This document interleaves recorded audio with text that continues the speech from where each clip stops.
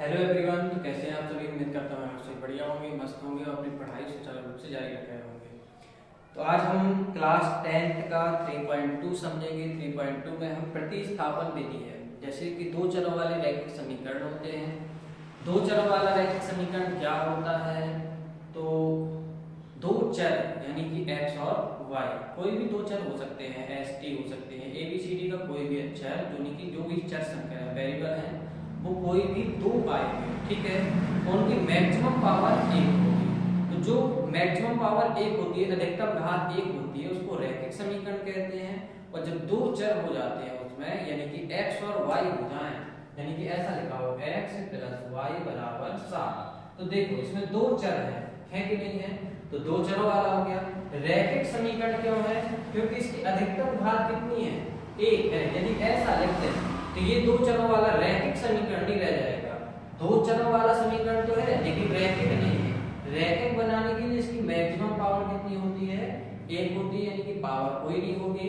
तो दो चरों वाला रैखिक समीकरण ऐसा समीकरण जिसमें दो चर हो और तथा जिसकी अधिकतम घात एक हो, उसे हम क्या कहते हैं? दो चरों वाला रैखिक समीकरण। अब दो चरों वाले रैखिक समीकरण में जो दो चर हैं, उनकी वैल्यू ज्ञात करने के लिए, उनका मान ज्ञात करने के लिए विभिन्न प्रकार के मेथड अपनाए जाते हैं। जैसे कि एक ग्राफीय विधि है, एक वज्र गुणनफल विधि है, एक प्रतिस्थापन विधि है और एक विलोपन विधि है, ठीक है। तो अब 10th क्लास में सिर्फ तीन मेथड बचे हैं, यानी कि तीन विधियां बची हैं और एक विधि कट चुकी है। कटने वाली विधि कौन सी है? वज्र गुणनफल विधि। अब उसको नहीं पढ़ना है, अब से हमें तीन पढ़ना है। कौन कौन सी? ग्राफीय विधि, प्रतिस्थापन विधि और विलोपन विधि। तो जो ग्राफीय विधि है वो 3.1 में हम समझ चुके हैं पिछली क्लासों में। आज हम प्रतिस्थापन विधि के बारे में पढ़ेंगे कि प्रतिस्थापन विधि को कैसे सॉल्व करना है, उसमें किस प्रकार से हम मान ज्ञात कर सकते हैं। चलिए तो आगे बढ़ते हैं। तो क्लास 10 एक्सरसाइज 3.2 किताब लेकर बैठिएगा, क्योंकि क्वेश्चन बोर्ड में नहीं लिखा है, क्वेश्चन आपके सामने किताब में लिखा हुआ है। तो किताब लेके बैठे तो किताब में देखते जाएंगे कि क्वेश्चन क्या है, हम सॉल्यूशन यहाँ पे करवा रहे हैं, ठीक है। तो 3.2 में सब्स्टिट्यूशन मेथड यानी कि प्रतिस्थापन विधि। पहला क्वेश्चन है, पहले के पहले में 6 क्वेश्चन दिए गए हैं। तो पहला क्वेश्चन जो है, तो पहले का क्वेश्चन नंबर फर्स्ट क्वेश्चन, ठीक है। क्या लिखा हुआ है? x + y = 14, x - y = 4। ये दो समीकरण दिए गए हैं, ठीक है। इन समीकरणों को हमें प्रतिस्थापन विधि से सॉल्व करना है। तो कैसे करेंगे? इसको मान लो समीकरण 1, इसको मान लो समीकरण 2, equation first and equation second. अब हम सबसे पहले किसी दो समीकरणों में से एक समीकरण को ले लेना है। तो हमने माना कि समीकरण 1 से कौन सा ले लिया? समीकरण 1। तो समीकरण 1 क्या लिखा है, इसको यहाँ पे लिख लोगे, x + y = 14। अब प्लस का y है, उसको साइड भेज दो तो क्या मिल जाएगा? माइनस में, तो 14 - y। बस इसमें से क्या करना है, दो समीकरण दिए जाएंगे, दो समीकरणों में से कोई एक समीकरण ले लेना है। तो माना कि कौन सा ले लिया? समीकरण 1। दो भी ले सकते हो आप, ठीक है। अब एक लेने के बाद में क्या करना है आपको x तथा y किसी एक की वैल्यू को फाइंड करना है। यानी कि इसको x बस को यहाँ पे रखो और जितना भी मटेरियल है सब राइट साइड भेज दो। इस साइड क्या है? y। तो प्लस का y था, इस साइड भेजने पे में आ गया माइनस। इस साइड क्या बचा? इस साइड x।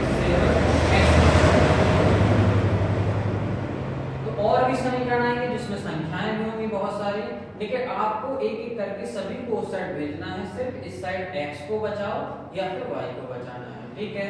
अब x बराबर कितना आ गया? 14 - y। इसको मान लोगे समीकरण 3। कौन सा समीकरण मान लोगे? समीकरण 3 मान लोगे। x का मान समीकरण 2 में रखने पर, x का मान समीकरण 2 में रखने पर, x का मान किस में रखना है? समीकरण 2। सर समीकरण 1 में नहीं रख सकते हैं? नहीं। यदि यहाँ पे समीकरण 1 लेना है तो x का मान समीकरण 2 में रखोगे। यदि यहाँ पे समीकरण 2 ले लिया तो x का मान समीकरण 1 में रखोगे। यानी कि उल्टा करना है, जिससे ले रहे थे उसको उसी को वापस नहीं करना है, दूसरे को वापस करना है, ठीक है।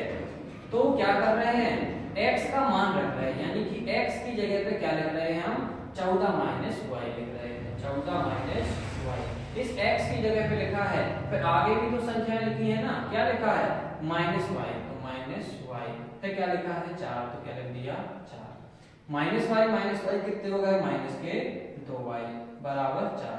ये प्लस का 14 है, इसका बिंदु क्या मिल जाएगा, माइनस में, तो माइनस का 2y बराबर बचेंगे माइनस के 10, माइनस से माइनस कैंसिल हो जाएगा, y को क्या आ जाएगा 10/2, 2 से डिवाइड कर दो तो कितना आ गया 5, यानी y का आंसर कितना है 5 है। y का मान निकल आएगा कितना होगा 5 होगा। आगे हम बढ़े, y का मान किस में रखोगे, समीकरण 3 में, y का मान समीकरण 3 में रखने पर तो कोई दिक्कत नहीं, y का मान समीकरण 3 में रख देंगे, यानी y का मान समीकरण 3 में रखने पर, यानी कि y की जगह पे कितना रखना है, हमें 5 रखना है। तो क्या लिखा है, x बराबर 14 माइनस y, तो y की जगह पे कितना लिख दोगे 5 लिख दोगे, तो x बराबर कितना आ जाएगा 9, ये आपका आंसर है और ये आपका आंसर है। x और y का मान ज्ञात करना था, तो x और y का मान ज्ञात हो गया है, ठीक है। ऐसी छोटी छोटी सी वीडियो में हम 1 या 2 क्वेश्चन सॉल्व किया करेंगे, तो आप फिर इसके बाद की जो वीडियो है उसको जरूर देखें, क्योंकि उसमें s माइनस टी अगला क्वेश्चन सॉल्व किया जाएगा। s माइनस टी इक्वल क्या लिखा है 3 और s upon 3 plus t upon 2 equal 6, ठीक है। इस क्वेश्चन को हम नेक्स्ट वीडियो में सॉल्व करेंगे, ठीक है। ज्यादा बड़ी वीडियो नहीं बनाएंगे, छोटी छोटी सी वीडियो, और एक स्टेप बाय एक क्वेश्चन को तैयार करते जाएंगे, ठीक है। तो आपका भी ये फर्ज बनता है कि हमारे चैनल को सब्सक्राइब करें और ज्यादा से ज्यादा बच्चों को शेयर करें, जिससे ये बिल्कुल फ्री ऑफ कॉस्ट है। किसी कोचिंग में मतलब कि जाओगे तो पैसे भी देने पड़ेंगे और ये पढ़ना ही पड़ेगा, ठीक है ना। तो हम ये YouTube के माध्यम से हम हो सकता है कि पूरी बुक सॉल्व करवा दें, ठीक है। यदि आप लोगों का सपोर्ट रहा तो आप कमेंट में जरूर बताइए कि आपको कौन से क्वेश्चन में क्या प्रॉब्लम जा रही है, तो उस क्वेश्चन को हम बहुत ही बेसिक से लेकर एडवांस तक को समझा सकते हैं, ठीक है। धन्यवाद।